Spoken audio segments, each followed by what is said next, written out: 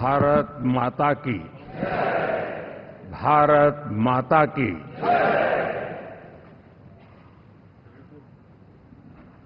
मैं सबसे पहले तो इस सभागृह में उपस्थित एनडीए घटक दलों के सभी नेतागण, नवनिर्वाचित सभी सांसदगण और हमारे राज्यसभा के भी सांसदगण, आप सबका हृदय से बहुत बहुत आभार व्यक्त करता हूं।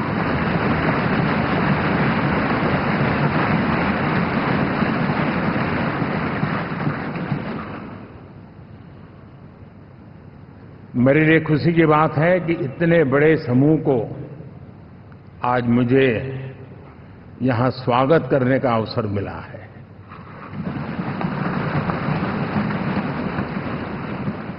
जो साथी विजयी होकर के आए हैं, वे सभी अभिनंदन के अधिकारी हैं, लेकिन जिन लाखों कार्यकर्ताओं ने दिन रात परिश्रम किया है, न उन्होंने दिन देखा न रात देखी, और इतनी भयंकर गर्मी में हर दल के कार्यकर्ता ने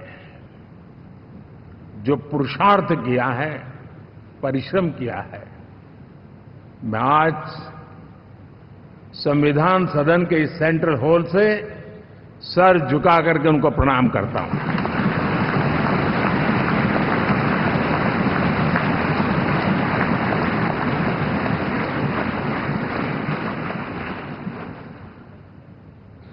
साथियों, मेरा बहुत सौभाग्य है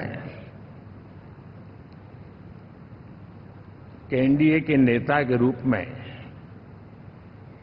आप सब साथियों ने सर्वसम्मति से चुन करके मुझे एक नया दायित्व दिया है,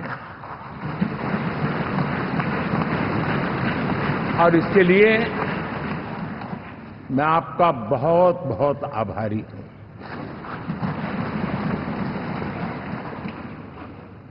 व्यक्तिगत जीवन में एक मैं जवाबदारी का एहसास करता हूं। जब 2019 में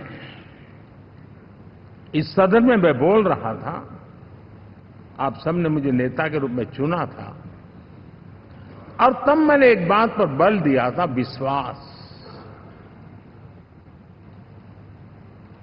आज जब आप मुझे फिर से एक बार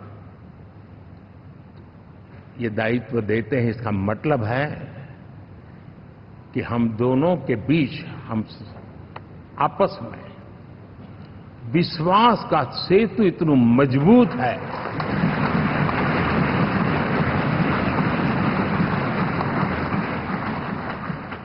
ये अटूट रिश्ता विश्वास की मजबूत धरातल पर है, और ये सबसे बड़ी पूंजी होता है। और इसलिए ये पल मेरे लिए भावुक करने वाले भी है, और आप सबके प्रति जितना धन्यवाद करूं उतना कम है।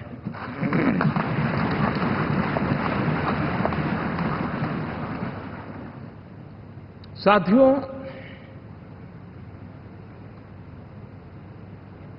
बहुत कम लोग इन बातों की चर्चा करते हैं, शायद उनको सूट नहीं करता होगा,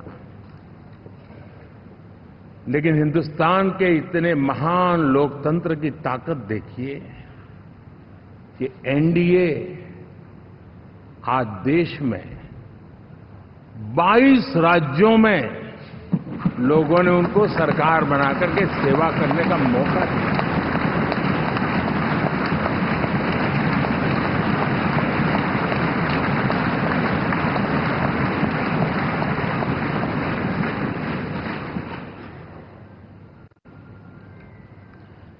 हमारा ये अलायंस सच्चे अर्थ में भारत की असली जो स्पिरिट है, जो भारत का आत्मा है, भारत की जड़ों में जो रचा बसा है, उसका एक अर्थ में प्रतिबिंब है।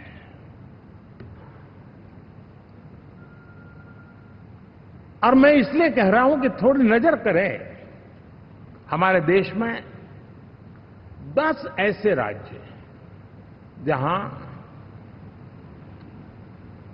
हमारे आदिवासी बंधुओं की संख्या प्रभावी रूप से है, निर्णायक रूप से है, जहां इस आबादी आदिवासियों की ज्यादा है, ऐसे 10 राज्यों में से 7 राज्यों में एनडीए सेवा कर रहा है।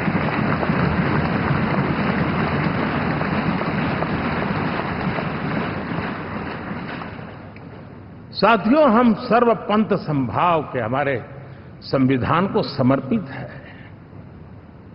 और देश में चाहे हमारा गोवा हो या हमारा नॉर्थ ईस्ट हो, जहां बहुत बड़ी मात्रा में हमारे ईसाई भाई बहन रहते हैं, आज हम उन राज्यों में भी एनडीए के रूप में सेवा का अवसर हमें मिला।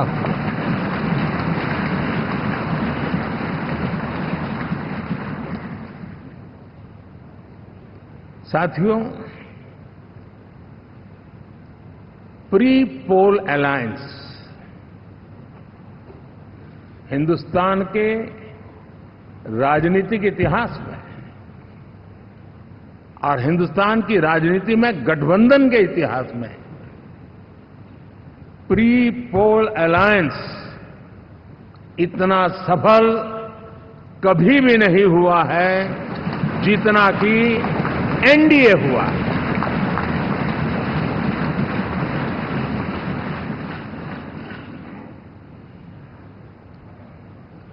और ये गठबंधन का विजय,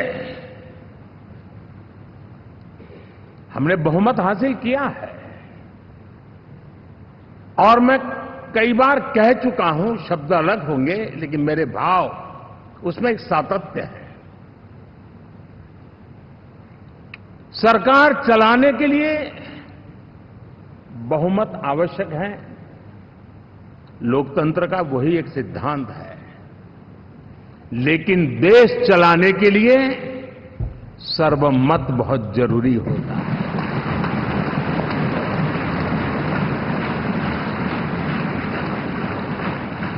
और मैं आज देशवासियों को यहां से विश्वास दिलाना चाहता हूं कि आपने जिस प्रकार से हमें बहुमत देकर के सरकार चलाने का सौभाग्य दिया है, ये हम सबका दायित्व है कि हम सर्वमत का निरंतर प्रयास करेंगे और देश को आगे ले जाने के लिए हम कोई कोर कसर नहीं छोड़ेंगे।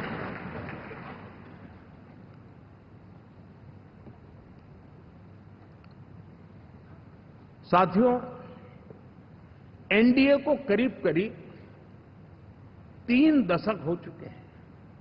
यानी आजादी के 75 साल में 3 दशक एनडीए, ये सामान्य घटना नहीं है जी। विविधता से भरे हुए अपनी लोकतांत्रिक और सामाजिक रचना के बीच में ये 3 दशक की यात्रा एक बहुत बड़ी मजबूती का संदेश देती है।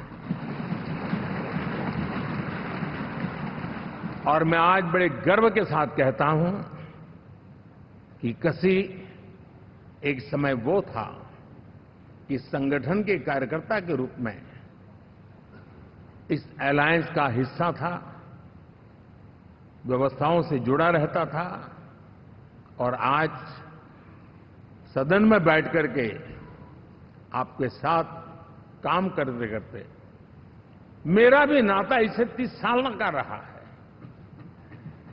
और मैं कह सकता हूं, हकीकतों के तथ्यों के आधार पर कह सकता हूं, ये सबसे सफल अलायंस है।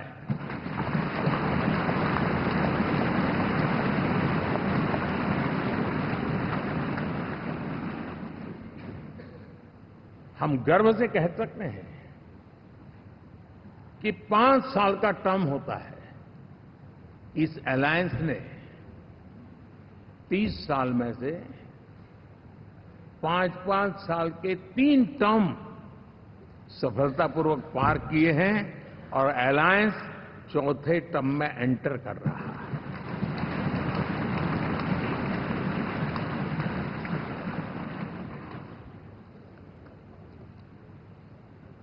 साथियों, इस बात को जो राजनीति के विशेषज्ञ हैं, अगर मुक्त मन से, मुक्त मन शब्द बहुत महत्व का है, वे सोचेंगे तो पाएंगे कि एनडीए ये सत्ता प्राप्त करने का या सरकार चलाने का कुछ दलों का जमावड़ा नहीं है। ये राष्ट्र प्रथम की मूल भावना से नेशन फर्स्ट के प्रति कमिटेड वैसा ये समूह है। और 30 साल का लंबा कालखंड शुरू में शायद असेंबल हुआ होगा, लेकिन आज मैं कह सकता हूं कि भारत के राजनीतिक व्यवस्था में एक ऑर्गेनिक अलायंस है।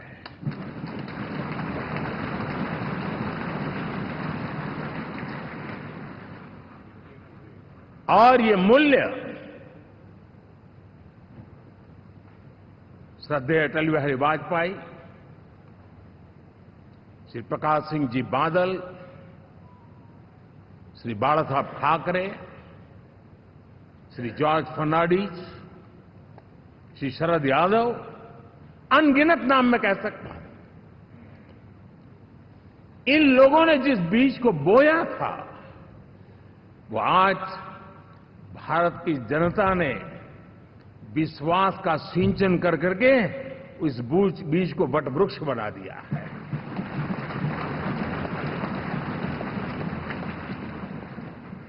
और हम सबके पास ऐसे महान नेताओं की विरासत है और हमें इसका गर्व है।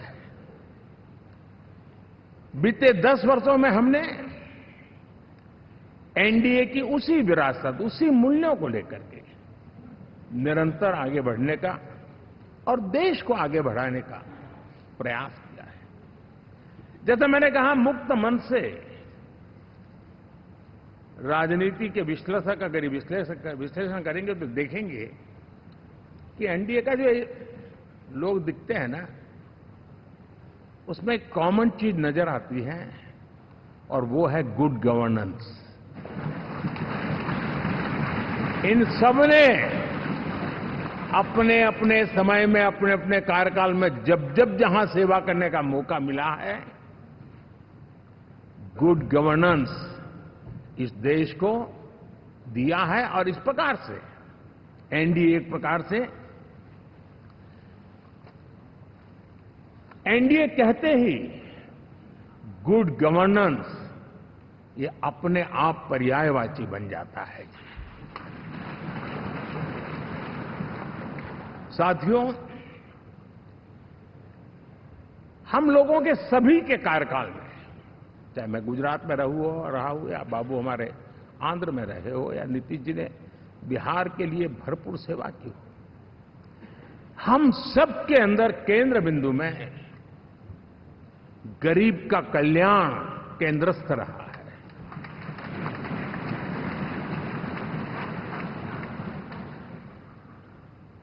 और देश ने एनडीए के गरीब कल्याण के, गुड गवर्नेंस के 10 साल को देखा है। इतना नहीं, मैं कह सकता हूं देश ने इसे जिया है।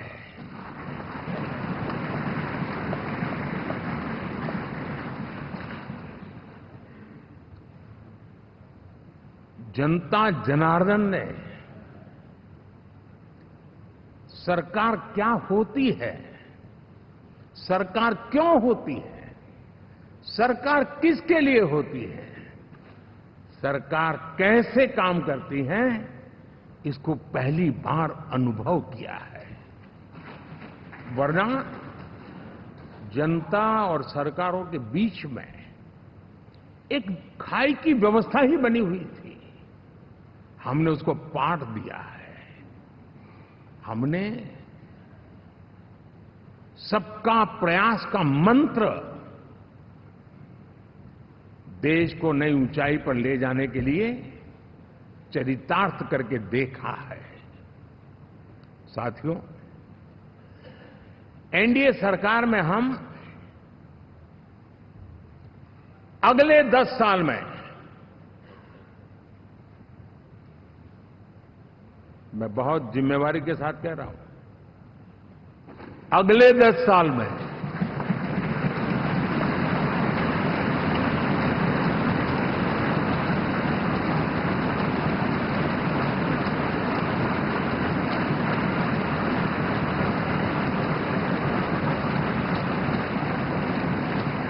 गुड गवर्नेंस, विकास, नागरिकों के जीवन में क्वालिटी ऑफ लाइफ, और मेरा व्यक्तिगत रूप से एक बहुत बड़ा ड्रीम है, मैं लोकतंत्र की समृद्धि को जब सोचता हूं तो मैं चाहता हूं कि सामान्य मानवी के जीवन में से, और खास करके मध्यम वर्ग, उच्च मध्यम वर्ग, उनके जीवन में से सरकार की दखल जितनी कम हो, उतनी लोकतंत्र की मजबूती है।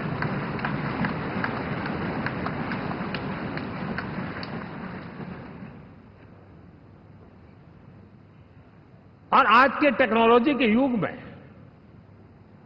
बहुत आसानी से हम, वरना एक दिन में 10 काम हो तो 10 अलग अलग वो सारी चीजें मांगेंगे।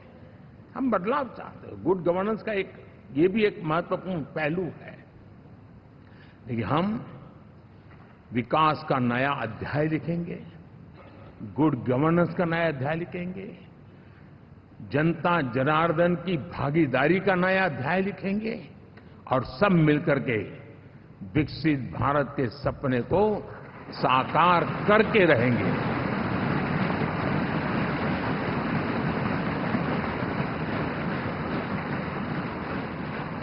साथियों, एनडीए में, और मैं अगर विस्तार से कहूं तो सदन में किसी भी दल का कोई भी जनप्रतिनिधि होगा, मेरे लिए सब बराबर है।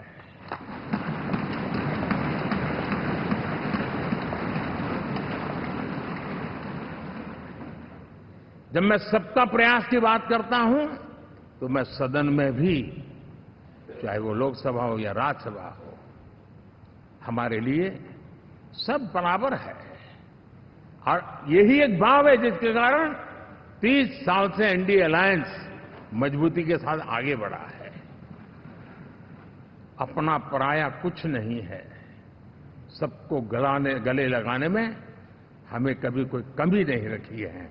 उसी का परिणाम है कि जनता का विश्वास भी जीत पाते हैं। साथियों, हमने 2024 में जिस टीम भावना से काम किया है और ग्रासरूट लेवल पे किया है, सिर्फ फोटो ऑप करना, नेता मिलकर के हाथ हिलाएं और फिर तुम्हारे रास्ते में मेरे रास्ते, ऐसा नहीं। ग्रासरूट लेवल तक सबने मिल करके ये जो काम किया है, और उसी ने हमें ऑर्गेनिक अलायंस का सामर्थ्य दिया है।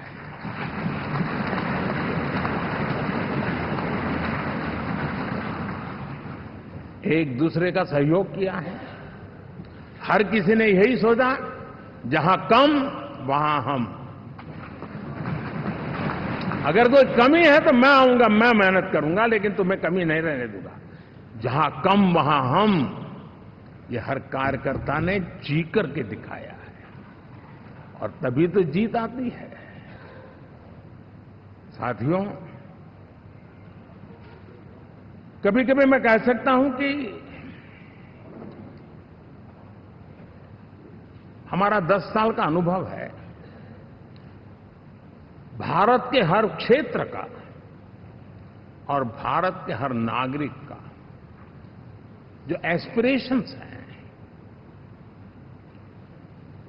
रीजनल एस्पिरेशंस हैं, वे और नेशनल एस्पिरेशंस, इसका एक अटूट नाता होना चाहिए। इसके बीच में हवा तक गुजर न सके, इतना जुड़ाव होना चाहिए, तब देश आगे बढ़ता है।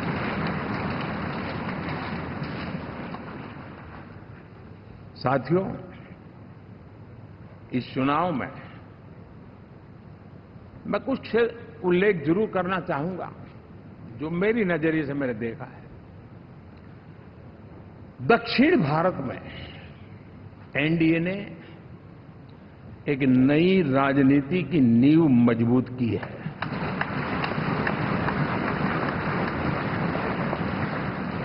अब देखिए, कर्नाटक एंड तेलंगाना, अभी अभी तो इनकी सरकारें बनी थी, लेकिन पल भर में ही लोगों का विश्वास टूट गया, भ्रम से लोग बाहर आ गए और एनडीए को गले लगा दिया। कर्नाटक और तेलंगाना में दोनों जगह।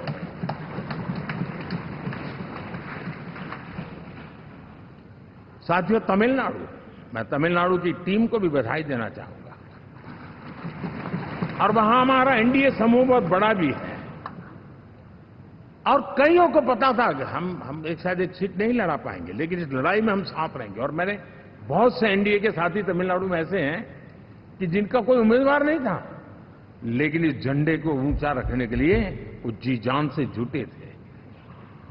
और इसलिए आज तमिलनाडु में भले हम सीट नहीं जीत पाए, लेकिन जिस तेजी से एनडीए का वोट शेयर बढ़ा है, वो साफ साफ संदेश दे रहा है कल में क्या लिखा हुआ है।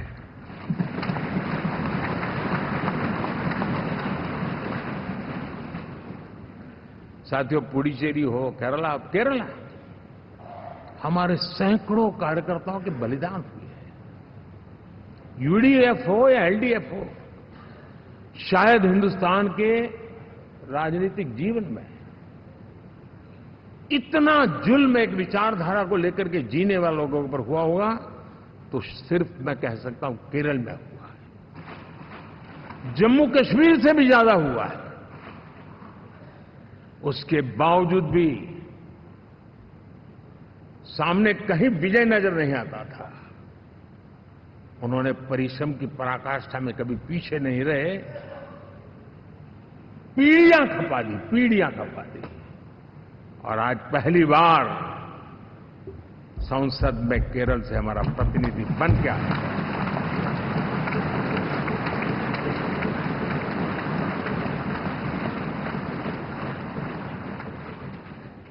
साथियों,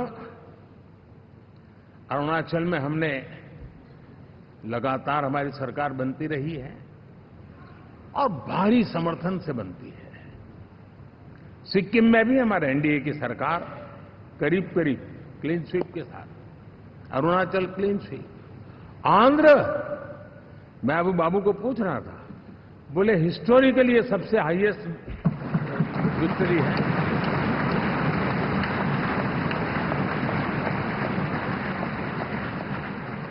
और ये जो यहां दिखता है ना पवन, ये पवन नहीं, आंधी है।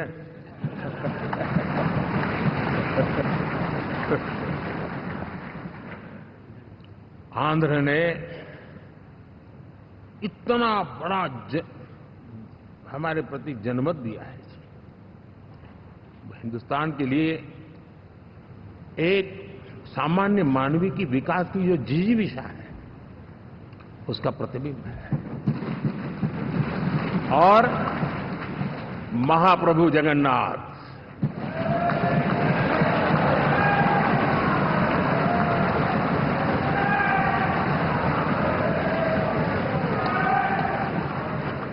और मैंने अनुभव किया हमेशा। मैं हमेशा मानता हूं ईश्वर के अनेक रूप होते हैं, लेकिन जब मैं भगवान महाप्रभु जगन्नाथ जी को याद करता हूं तो मैं हमेशा मानता हूं ये गरीबों के देवता है।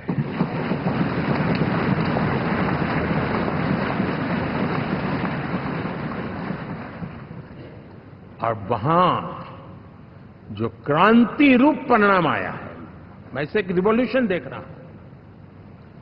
और मैं इसके साथ कह सकता हूं कि विकसित भारत का हमारा जो सपना है, आने वाले 25 वर्ष, पहले मैंने 10 साल कहा था, या मैं 25 साल कह रहा हूं, आने वाले 25 साल महाप्रभु जगन्नाथ जी की कृपा से उड़ीसा देश की विकास यात्रा के ग्रोथ इंजन पैकी एक होगा।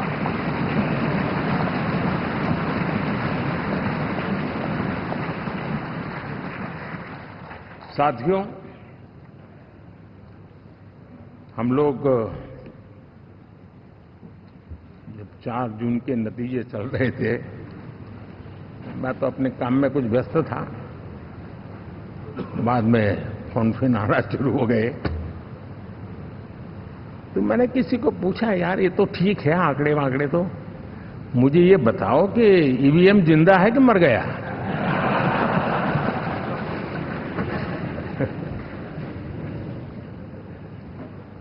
क्योंकि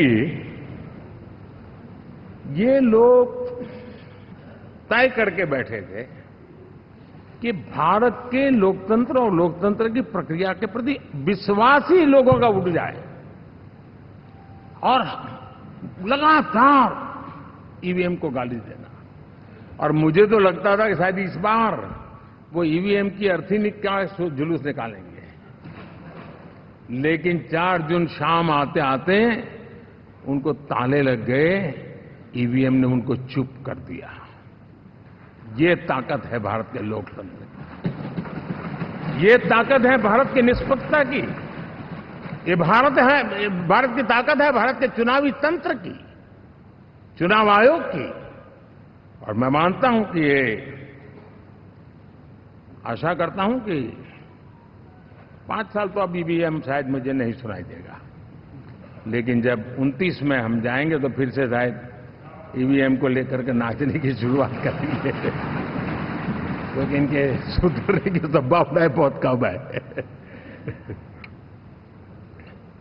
आप देखिए, चुनाव के समय मैंने पहली बार देखा, शायद हर तीसरे दिन इलेक्शन कमीशन के काम में रुकावट आए, इसके लिए सुप्रीम कोर्ट के दरवाजे खटखटाए गए, भांति भांति के एप्लीकेशन, और एक ही टोली थी। और लोकतंत्र के प्रति जिनका भरोभार अविश्वास है, ऐसे लोग सुप्रीम कोर्ट का उपयोग करते हुए कैसे रुकावट डाले, इसका निरंतर प्रयास करते रहे। और चुनाव आयोग की ताकत का एक बड़ा हिस्सा अदालतों में, इस पीक अवर्स में, चुनाव के पीक अवर्स में, यानी कितनी निराशा लेकर के ये लोग मैदान में आए थे कि उन्होंने पूरा हमला उसी इंस्टीट्यूट पे लगा दो, ताकि चुनाव के कोई भी परिणाम आए हम दुनिया के सामने भारत को भी बदनाम कर लें। ये षड्यंत्र का हिस्सा था दोस्तों, और कभी भी देश उनको माफ नहीं करेगा। साथियों, इंडी गठबंधन वाले जब ईवीएम का विरोध करते हैं तो मैं सिर्फ एक चुनाव के रूप में नहीं देख रहा। मैं मानता हूं ये लोग मन से पिछली शताब्दी के सोच वाले लोग हैं। वे टेक्नोलॉजी को हम महत्व न समझते हैं, न टेक्नोलॉजी स्वीकार करने को तैयार है। और ये सिर्फ ईवीएम में दिखाई दिया, ऐसा नहीं, यूपीआई में दिखाया। जब हमने कहा कि हिंदुस्तान के लोग डिजिटल ट्रांजैक्शन करेंगे, फिनटेक की दुनिया में आज हिंदुस्तान का नाम हो गया, मानने को तैयार नहीं। आधार आज देश की एक पहचान बना है। मैं तो देख रहा हूं कि मुझे कई देश कहते हैं कि हमें आधार की पद्धति से आगे बढ़ना है, आप कैसे मदद कर सकते हैं। उस आधार को रोकने के लिए सुप्रीम कोर्ट में बार बार जाकर के परेशानियां पैदा की। यानी मूलतः ये प्रगति के विरोधी, आधुनिकता के विरोधी, टेक्नोलॉजी के विरोधी इंडी अलायंस हमने देखा है। साथियों, इस देश के लिए ये भी चिंता का विषय है कि विश्व में भारत के लोकतंत्र की ताकत को कम आंकने का प्रयास, और कितना एक्सट्रीम है। मैं दुनिया में ढोल पीट रहा हूं कि हम मदर ऑफ डेमोक्रेसी है, और ये दुनिया में जाकर के बता रहे नहीं हमारे देश में तो डेमोक्रेसी ऐसा कुछ नहीं, कि वो मोदी बैठ गया है, वो एक चाय बेचने वाला यहां पहुंच कैसे गया, कुछ तो गड़बड़ की होगी। ये जो इनकी मनस्थिति है जी, भारत के नागरिकों को चुनाव प्रक्रिया के प्रति अविश्वास पैदा करने का जो उनका षड्यंत्र है, मैं मानता हूं कि अब दुनिया भी भारत के लोकतंत्र की विविधता, विशालता, व्यापकता, गहनता, इन सबको भी जानने समझने के लिए आकर्षित होगी। ऐसे ही इस चुनाव के नतीजे में देख रहा हूं। साथियों, जब 1 तारीख को मतदान पूरा हुआ और 4 तारीख को काउंटिंग, इस बीच की चीजों को आप देखिए। योजनाबद्ध तरीके से देश को हिंसा की आग में झोंकने का बयान दिए जाते थे। यहां इकट्ठे होना, यहां पहुंचना, यहां करना। कुछ लोग इस चीज को गंभीर नहीं लेते हैं, लेकिन ये बहुत गंभीर है। आप भारत के लोकतंत्र को, पहले उसकी व्यवस्था को अनादर करते हो, अब परिणाम आने से पहले एक ऐसा माहौल बना दो कि बस आग लगा देंगे। हर प्रकार से उन शब्दों का अर्थ यही निकलता है कि उन्होंने देश को उस दिशा में ले जाने का प्रयास किया था। लगातार देश को गुमराह करने का प्रयास किया गया, देश के लोगों को बांटने का प्रयास किया। अरे, चुनाव एक ऐसा लोकोत्सव होता है कि ज्यादा से ज्यादा लोगों को हम जोड़े, तोड़ने के लिए नहीं होता है। लेकिन हर प्रकार से कोशिश यही की गई। साथियों,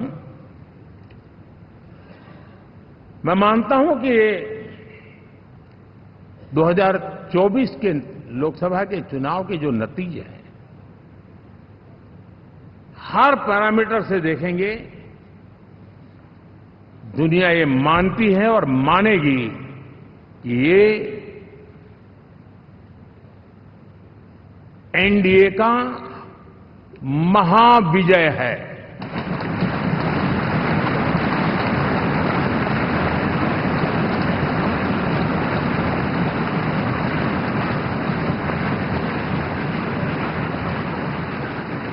और आपने देखा 2 दिन कैसा चला, जैसे हम तो हार चुके हैं, गए।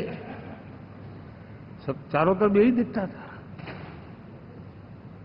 क्योंकि उनको अपने कार्यकर्ताओं का मोरल हाई करने के लिए ऐसे काल्पनिक परेड ये करने पड़ रहे हैं। और साथियों, गठबंधन के इतिहास में अगर आंकड़ों के हिसाब से देखें तो ये सबसे मजबूत गठबंधन की सरकार है।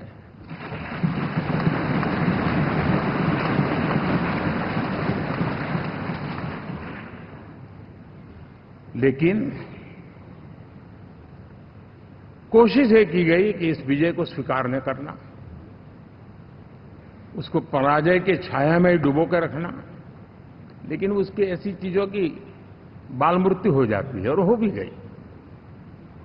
लेकिन देशवासी जानते हैं कि न हम हारे थे, न हम हारे हैं।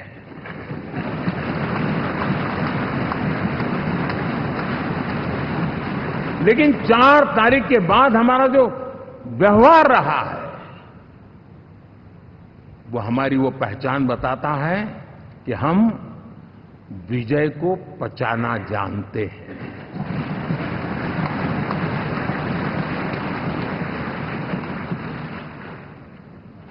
हमारे संस्कार ऐसे हैं कि विजय की गोद में उन्माद पैदा नहीं होता है और न ही पराजित लोगों के प्रति उपहास करने के हमारे संस्कार हैं। हम विजय को भी पचाते हैं और पराजित का भी उपहास करने की विकृति हम नहीं पालते। ये हमारे संस्कार हैं।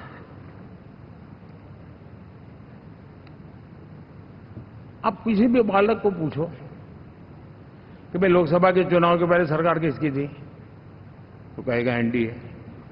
24 के नतीजों के बाद सरकार किसकी बनी, एनडीए। फिर हारे कहां से भाई?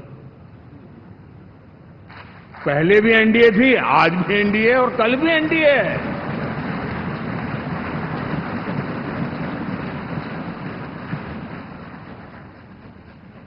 आप सोचिए 10 साल बाद भी कांग्रेस 100 के आंकड़े को नहीं छू पाई।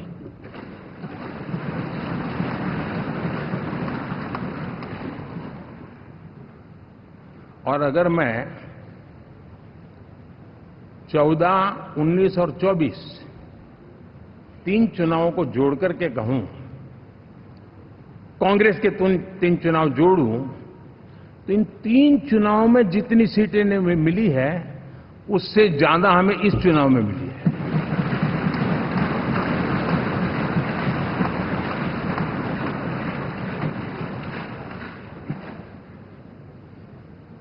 और मैं साफ देख रहा हूं साथियों, एनडीए वालों को अंदाज नहीं है।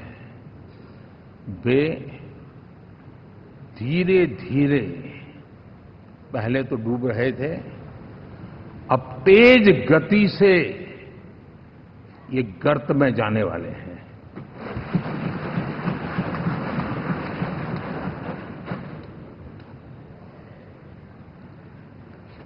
साथियों, इंडिया अलायंस वाले देश के सामान्य नागरिकों की जो समझ है, आज भी वो उसके सामर्थ्य को समझ नहीं पाए हैं या समझना चाहते नहीं है। भारत के सामान्य व्यक्ति की भी एक समझ है और जो जमीन से जुड़ा रहता है ना, वो समझ को छूता है, समझता है, पहचानता है, वो वहां नहीं है। साथियों, इन लोगों का जो व्यवहार रहा है 4 तारीख के बाद, मैं आशा करता था कि वे लोकतंत्र का सम्मान करेंगे, लेकिन उनके व्यवहार से लगता है कि शायद उनमें ये संस्कार आए, इसके लिए हमें और इंतजार करना पड़ेगा। और तो मैं ज्यादा कुछ कह नहीं सकता। और ये वो लोग हैं जो खुद की पार्टी के पीएम का अपमान करते हैं, उसके निर्णयों को फाड़ देते थे। खुद की पार्टी को विदेशी मेहमान आ जाए तो उसके लिए चेयर नहीं होती थी। ये सारे दृश्य आपने देखे हैं, ठीक। और मैं समझता हूं कि इन सारी स्थितियों में से हम लोकतंत्र की मजबूती और जनता जनार्दन के प्रति आस्था, इसको हम, साथियों, लोकतंत्र हमें सबका सम्मान करना सिखाती है। विपक्ष में भी जो सांसद जीत करके आए हैं, मैं उनको भी बधाई देता हूं।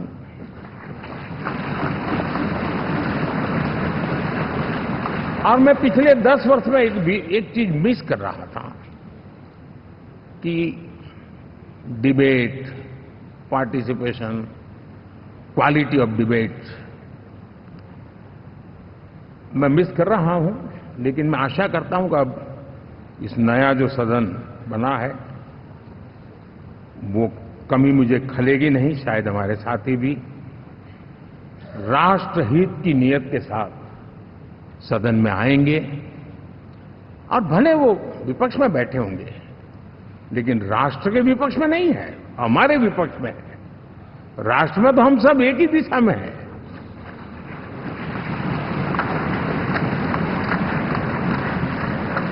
राष्ट्र में हमारा कोई पक्ष विपक्ष नहीं है। राष्ट्र में तो हम 140 करोड़ है और मैं आशा करता हूं कि वो राष्ट्र हित की भावना को लेकर के सदन में आएंगे और सदन को समृद्धि देने में वे कुछ न कुछ योगदान करेंगे।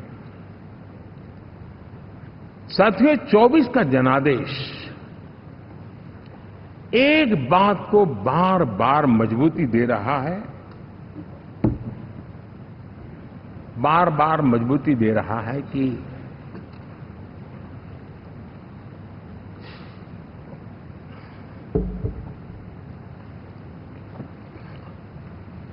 देश को आज के वातावरण में सिर्फ और सिर्फ एनडीए पर ही भरोसा है।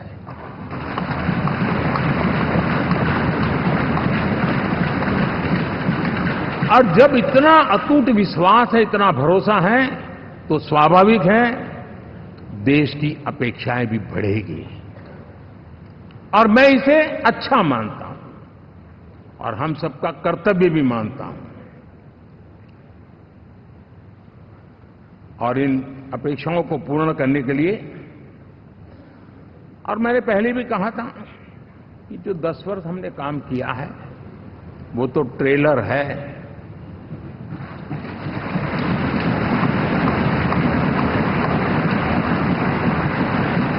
और वो मेरा चुनावी वाक्य नहीं था, ये मेरा कमिटमेंट है।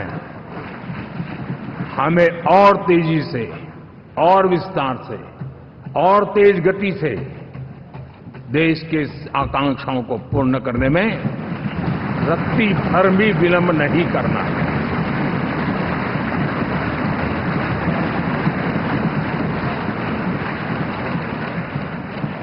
जनता जनार्दन चाहती है हम पहले से ज्यादा डिलीवर करें। जनता चाहती है कि हम खुद ही हमारे पुराने रिकॉर्ड तोड़े। और मैं साथियों एक तरफ एनडीए रखूं, दूसरी तरफ भारत के लोगों के सपने और संकल्पों को रखूं, तो मैं कहूंगा NDA, new India, develop India, aspirational India.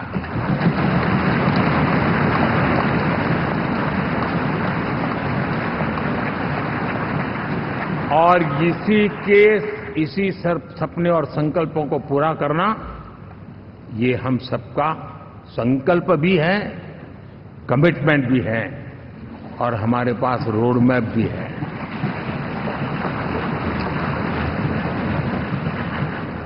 साथियों, एनडीए ने हमेशा करप्शन फ्री, रिफॉर्म ओरिएंटेड, स्थिर सरकार देश को दी है। जब जब हमें अवसर मिला हम लोगों ने काम किया है। उसके सामने कांग्रेस नेतृत्व वाली यूपीए, अब उन्होंने पुरानी अपनी छवि सुधारने के लिए नाम बदल दिया, लेकिन पहचान घोटालों की है। आए दिन घोटाले, यही पहचान रही है। और नाम बदलने के बावजूद भी देश उनके घोटालों को नहीं भुला है, उनको नकारा है।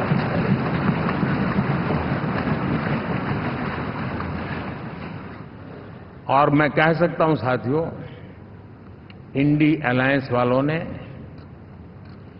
एक व्यक्ति का अपोज करने के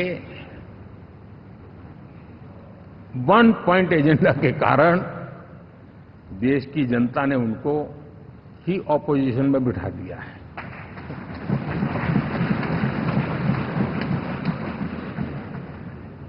एनडीए विकसित भारत, इस संकल्प को लेकर के चुनाव में गया था। देश के लिए सकारात्मक सोच को लेकर के गया था। देश की युवा शक्ति के सामर्थ्य को समझ करके नए अवसरों को लेकर के देश को आगे बढ़ने की बात लेकर के गया था, जबकि हमारे सामने जो लोग थे वो भ्रम फैलाना, झूठ फैलाना, यही गुमराह करने वाले काम यही करते रहे थे। अब एनडीए और उनका देखें, इवन नामांकन में जाएंगे तो भी आपको देखेगा उनका चुनाव प्रचार, उनका नामांकन, हम लोगों का एक एक दृश्य देख लीजिए और उनका एक एक दृश्य देखिए, कितना बड़ा अंतर है। हर चीज में उनका कैरेक्टर दिखाई देता है। और क्या रहा, फोटो ऑप के लिए तो उन्होंने अलायंस घोषित कर दिया, लेकिन कितने ही राज्यों में वो आपस में लड़ते रहे हैं, चुनावी जंग में एक दूसरे की पीठ में छुरा भोंकते रहे हैं। कभी उन्होंने कहा कि ये तो हमारा वैचारिक अलायंस है, वो भाई विचार लेवल पर ठीक है, बाकी नीचे तो हमारा अपना हम तैयार करेंगे। और अब फिर उन्होंने कहा कि भाई हम तो सीट के आधार पर अलायंस करेंगे, टोटल न भी करें, ये भी खेल खेला। और अभी अभी तो चुनाव पूरा शुरू कर दिया कि ये तो हमारा अलायंस लोकसभा के चुनाव के लिए ही था, बाद में नहीं है, ये भी शुरू कर दिया। यानी मैंने बहुत पहले कहा था कि आप देख लेना 4 जून के बाद बिखराव शुरू हो जाएगा, और वो शुरू हो चुका है। इसका मतलब ये हुआ कि वो सिर्फ और सिर्फ सत्ता सुख के लिए एक दूसरे का साथ देने की कोशिश करते थे, लेकिन उनमें उनका अगर स्वार्थ निश्चित होता तो साथ देना, वरना नहीं देना, ये कैरेक्टर था। साथियों, ये लोग कितने ही बड़े झूठे बोलते रहे हैं। और आप देखिए, चुनाव के समय उन्होंने देश के सामान्य नागरिक को गुमराह करने के लिए जो पर्चियां बांटी कि ये देंगे और वो देंगे और टिकना देंगे, फलाना देंगे, 2 दिन से मैं देख रहा हूं कि कांग्रेस के दफ्तरों पर लोग कतार लगा के खड़े हैं कि ये पर्ची है, 1 लाख रुपया कहां है, लाओ भाई, मांग रहे हैं लोग। यानी आपने जनता जनार्दन की आंखों में कैसा उनको भ्रमित किया, कैसी आंख में धूल झोंक दी कि वो बेचारा सामान्य नागरिक मान के चलता था, हाँ भाई 4 जून के बाद रुपया मिल जाएगा, इसलिए वो जाके खड़ा रह गया। और अब उसको धक्का मारा जा रहा है, डंडे मारे जा रहे हैं, वहां से निकाला जा रहा है। अब इस प्रकार का चुनाव ये अपने आप में देश के गरीबों का अपमान है, हमारे देश के सामान्य नागरिकों का अपमान है। और कभी भी देश ऐसी हरकतों को न भूलता है, न ही कभी माफ किए बिना माफ कभी करता है।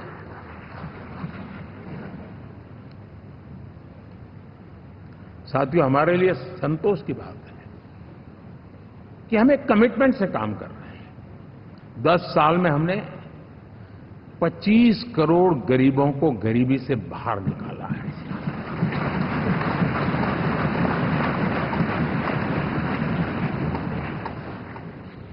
गरीब कल्याण का एक सुरक्षित मजबूत कवच दिया है हमने उसको, और उसके अंदर भी एक नए एस्पिरेशंस पैदा हुए हैं कि हां, अब मुझे गरीब नहीं रहना है, और उसके लिए मुझसे जो हो सकेगा मैं हर अवसर का फायदा उठाऊंगा। 3 करोड़ गरीबों को घर, ये ऐसे कहने का आंकड़ा नहीं है जी, कितनी मेहनत पड़ती है मुझे मालूम है, लेकिन हम सफलतापूर्वक इसको कर पाए हैं। 4 करोड़ लोगों को दे चुके हैं, 3 करोड़ का हम संकल्प लेकर के आज से आगे बढ़ेंगे।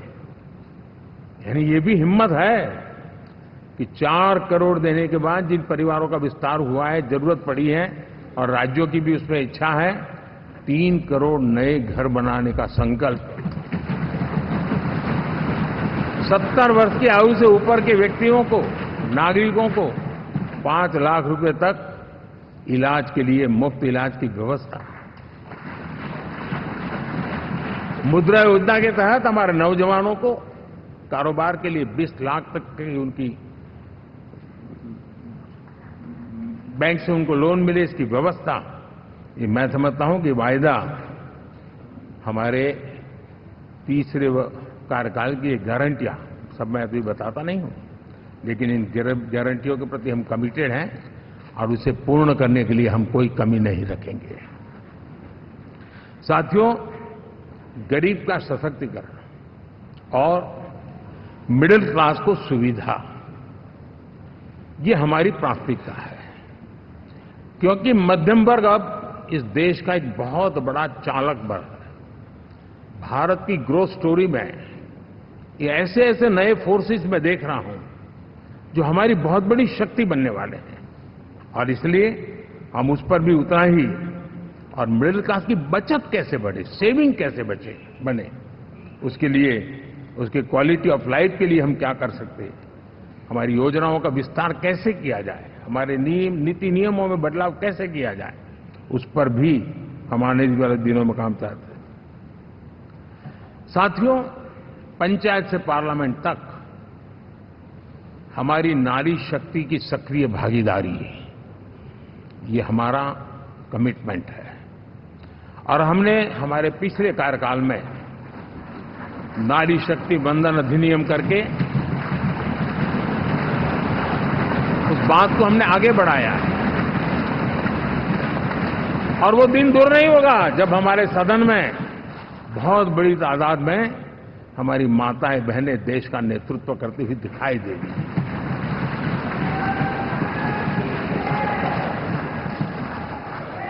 इस पूरे चुनाव में हम सबसे ज्यादा महिला उम्मीदवारों को टिकट देने वाली पार्टी रहे हैं, ये हमारा कमिटमेंट है।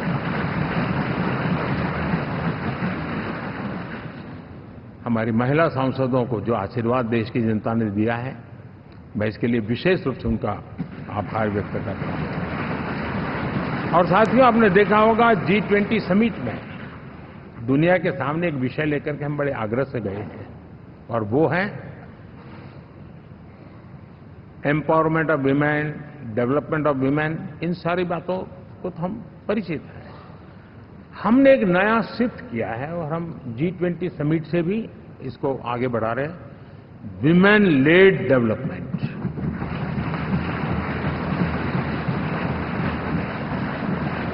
एक बार हमारा इस प्रकार का कमिटमेंट बनता है तो परिवर्तन बिल्कुल साफ नजर आता है। साथियों, एनडीए का ये कार्यकाल बड़े फैसलों का है, तेज विकास का है, और अब हम समय गंवाना नहीं चाहते कि हम 5 नंबर की इकोनॉमी से 3 नंबर की इकोनॉमी पर पहुंचना है।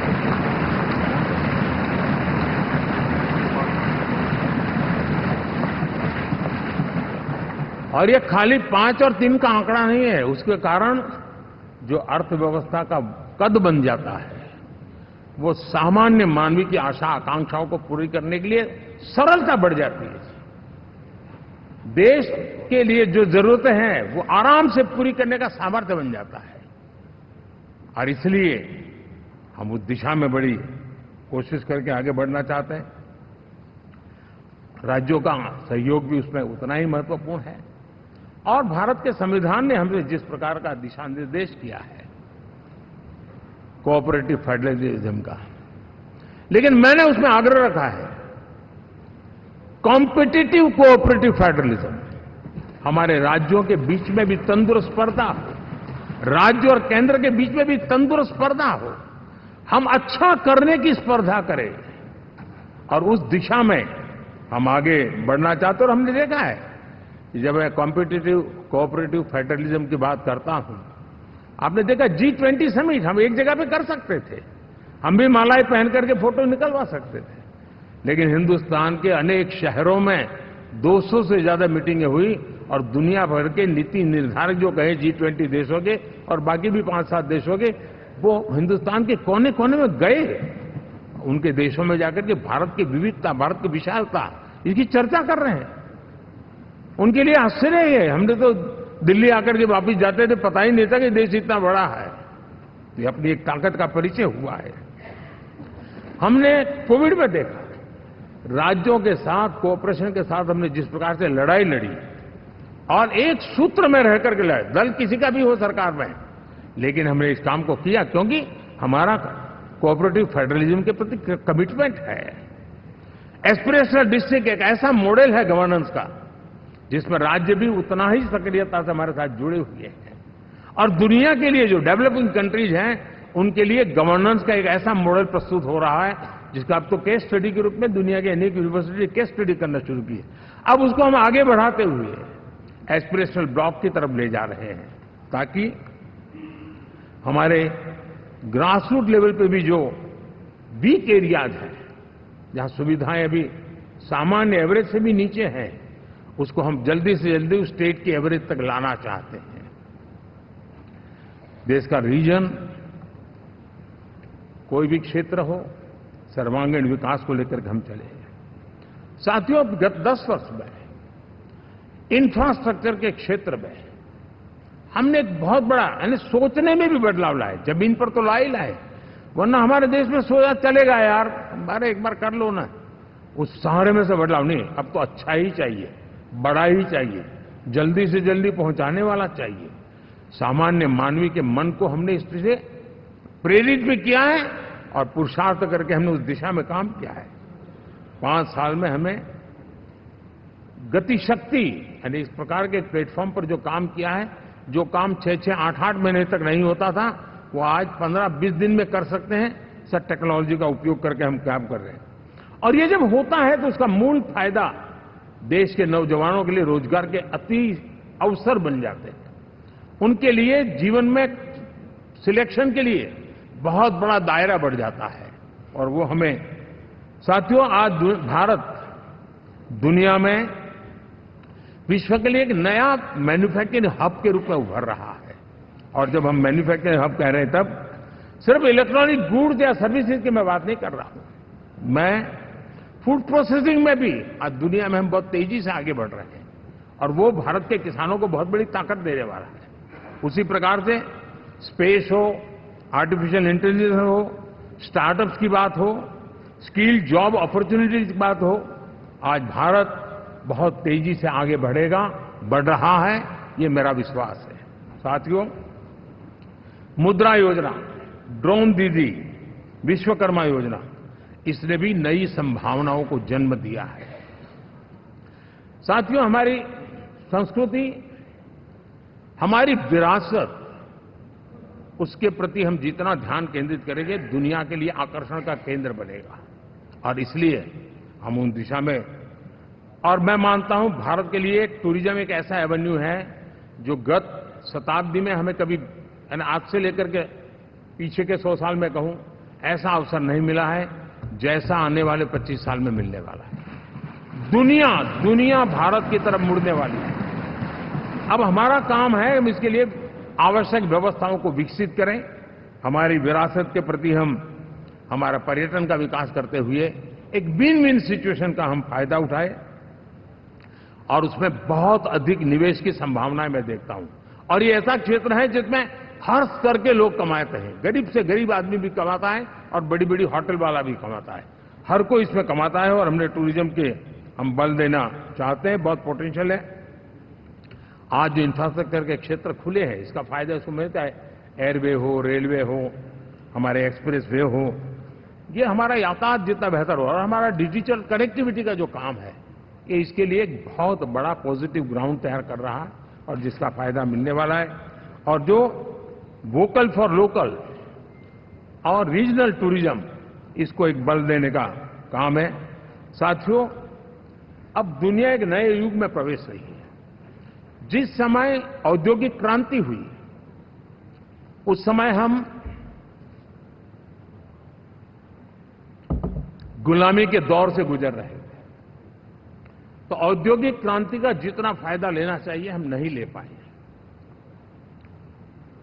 अब एक नया युग शुरू हो रहा है, हरित युग, ग्रीन एरा। भारत के पास बहुत संभावनाएं हैं इसका नेतृत्व करने की, और हम इसके लिए आने वाले दिनों में ग्रीन हाइड्रोजन की बात हो, ग्रीन एनर्जी हो, या ग्रीन जॉब्स हो, या ग्रीन मोबिलिटी हो, इन सारे विषयों को हम इतनी तेजी से आगे बढ़ाना चाहते हैं ताकि इस हरित युग का नेतृत्व दुनिया में भारत का सामर्थ्य सिद्ध कर दें, ये हम चाहते हैं। साथियों, इसी सिलसिले में इस 5 जून को जब पर्यावरण दिवस था, 4 जून को नतीजे आ गए थे। तो उसी दिन मेरे मन में एक विचार आया कि कार्यक्रम 5 जून को हमने आरंभ किया, एक पेड़ मां के नाम। हर किसी को मां के प्रति श्रद्धा होती है, और मैं भी देशवासियों को कहूंगा कि आने वाले समय में कभी आपकी माताजी का जन्मदिन हो, क्या कोई और शुभ दिन हो, अपनी मां के नाम पर एक पेड़ लगाइए। और मां जीवित है तो साथ लेकर जाइए, उनकी फोटो आप सोशल मीडिया में अपलोड कीजिए, और मां नहीं है तो उनकी फोटो रख करके एक पेड़ लगाइए, और वो अपनी मां का भी सम्मान होगा और धरती मां की सेवा होगी। हम इन 2 माताओं की सेवा करें। साथियों, एनडीए, अब भारत आइसोलेशन में नहीं जी सकता। वैश्विक परिवेश में भारत की भूमिका दिनों दिन बहुत बढ़ती चली जा रही है। 2014 में जब एनडीए की सरकार बनी, पूरे विश्व में उसी एक पल से ही एक नया जिज्ञासा पैदा हुई, थोड़ी आशा के संकेत उनको नजर आने लगे, और फिर उस बदलाव बहुत बड़ा तेजी से आया। और पिछले 10 वर्ष में भारत ने जिन कामों को बढ़ लिया है, आज भारत की छवि विश्व बंधु की बन चुकी है। दोस्तों, विश्व हमें एक बंधु के रूप में स्वीकार कर रहा है, और जब दुनिया हमें विश्व बंधु के रूप में स्वीकारती है तो हमारी वैश्विक जिम्मेवारियों को भी हमने हमारे आने वाले रोड मैप में महत्व देना ही होगा। और भारत की सफल विदेश नीति ने अच्छे परिणाम भी दिए हैं।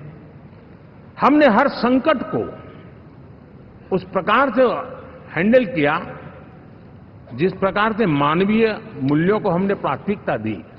उसका परिणाम है कि सामान्य मानवी के मन में ये विश्व बंधु वाला भाव बहुत मजबूत हुआ, और भारत का सेवा भाव का जो कैरेक्टर है उसको विश्व ने पहचाना है। चाहे यूक्रेन का संकट हो, चाहे अफगानिस्तान का संकट हो, हर हमारे लोगों को बचाना हो, हमने किसी भी में हमने कोई कमी नहीं रखी है। और साथियों, ये क्षमता के कारण भारत में निवेश की संभावनाएं बहुत बढ़ने वाली है। मैं राज्यों से भी कहूंगा कि आप प्रगतिशील नीतियां बनाकर रेडी रहिए। विश्व आज आपके आंगन पे दरवाजे पर दस्तक दे रहा है, और जो राज्य ज्यादा स्पष्ट नीतियों के साथ आएगा, जो राज्य उन कंपनियां विदेशी आने वाले लोगों को ठीक से हैंडल करेगा, उसको बेनिफिट मिलने ही वाला है।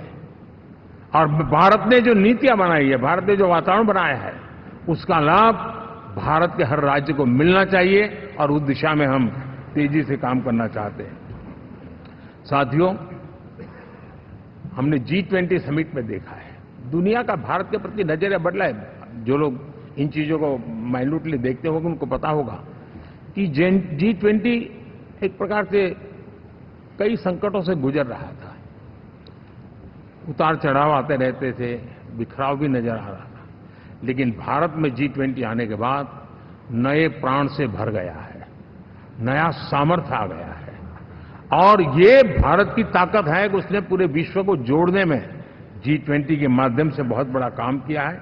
और उसके इन दिनों भी जो परिणाम आए, इसके बाद मेरा काफी समय विदेश के सरकारों से फोन अभिनंदन स्वीकार करने में गया, और शायद मैं 2014 में 19 में भी ऐसा अनुभव नहीं था जितना इस बार फ्लो है।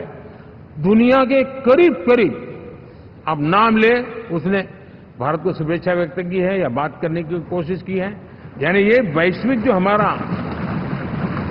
ताकत है उसका परिचय करवा रहा है, और उसके कारण मैं मानता हूं कि विश्व में हमारा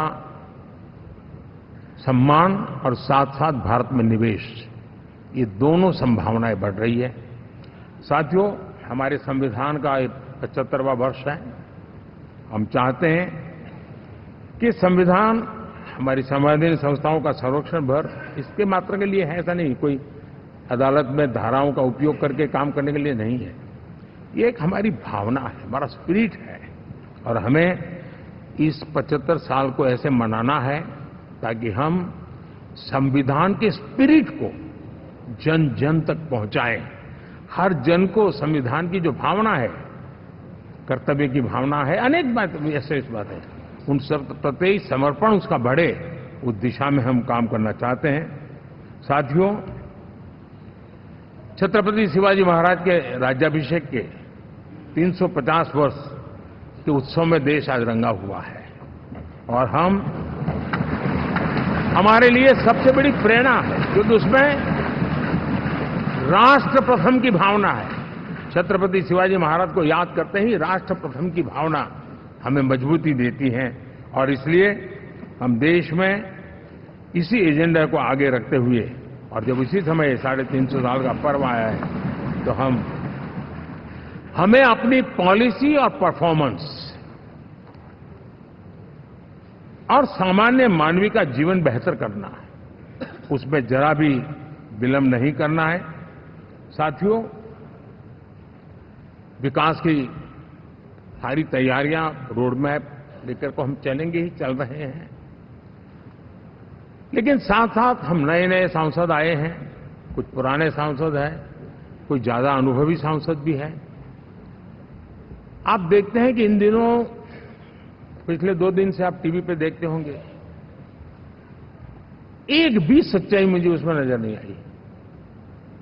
कोई ये कह रहा है, कोई वो कह रहा था, सब मैंने कहा भी जरा पूछो तो ये जानकारी लाते कहां से, गपगोले चला रहे हैं, किसी के खाते में कुछ भी डाल करके चल रहा है। तो मतलब ये थोड़े दिन, क्योंकि 10 साल से ऐसे अवसर नहीं मिले हैं, तो शायद ये उबाल जरा ज्यादा रहेगा। लेकिन आप मान के चलिए जी, ऐसे लोग कोई पहुंचेंगे, बस साहब मेरा अच्छा संबंध है, मंत्री में आपका नंबर कर सकता हूं, आया, हमें भी पता नहीं होता यार, हो सकता है मिनिस्टर बनने का ये रास्ता होगा, तो हम भी गलती से उसका हाथ पकड़ लेते हैं, और वो पता नहीं वो किस खाई में डुबो देता है।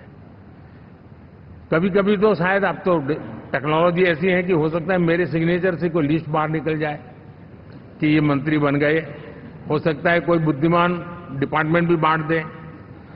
तो आजकल कई लोग सरकार बनाने में लगे हुए हैं, मंत्री पद बांट रहे हैं, पद बांट रहे हैं, व्यवस्था बांट रहे हैं।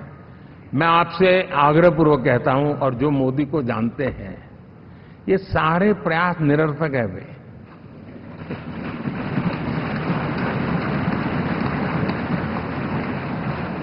आप भी किसी का फोन आ जाए तो 10 बार वेरीफाई कीजिए कि जिसने फोन किया है वो सचमुच में अथॉरिटी है। अदरवाइज कोई भी कहे भाई आपका नाम हो गया है, सुबह परिवार को बुला लीजिए, शपथ समारोह में आना है, हो गया। तो ऐसी गपबाजी करने वाली एक बहुत बड़ी फौज रहती है। कुछ लोग आदतन करते रहते हैं, कुछ लोगों को मजाक आती है लेकर, और कुछ लोग बद-इरादे से करते हैं। मेरा सभी सांसदों से आग्रह है कि हम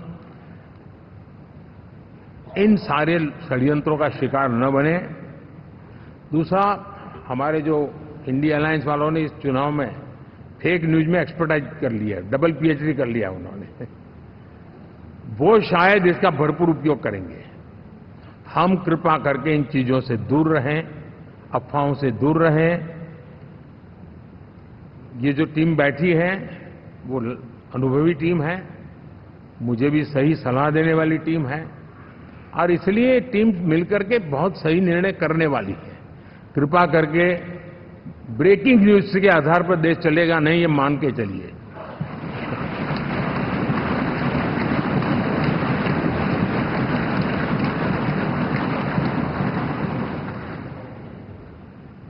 साथियों, विकसित भारत का संकल्प लेकर के हम चले हैं।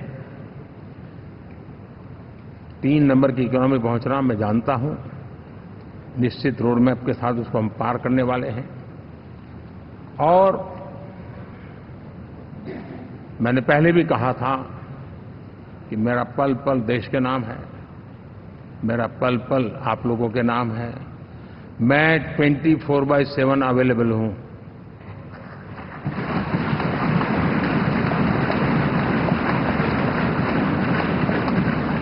हमें मिलकर के देश को आगे बढ़ाना है।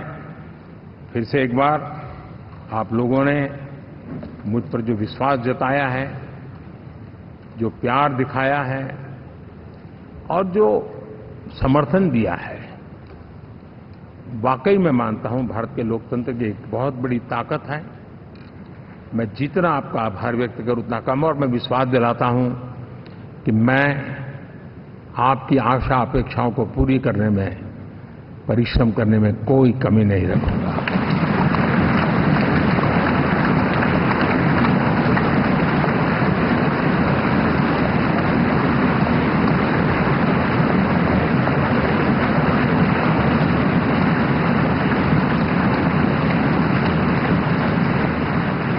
मेरे लिए जन्म सिर्फ और सिर्फ वन लाइफ वन मिशन, और वो है मेरी भारत माता। ये मिशन है 140 करोड़ देशवासियों के सपनों को पूरा करने के लिए खप जाना।